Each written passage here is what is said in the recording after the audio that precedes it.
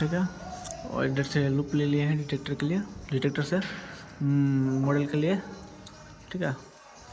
तो इसमें लूप का केवल हो गया माइनस प्लस माइनस प्लस, ठीक है। 1 2 3 4, 1 में माइनस, सेकेंड में plus, third minus, fourth plus. ये हो गया पावर सप्लाई का 2 केबल। पावर सप्लाई का 2 केबल आ गया आपको 5 प्लस माइनस 6 प्लस, ठीक है। और ये हूटर का हो गया 9 प्लस 10 माइनस प्लस एक ये जंपर लगा के। ये हो गया आपको पावर सप्लाई का वायरिंग।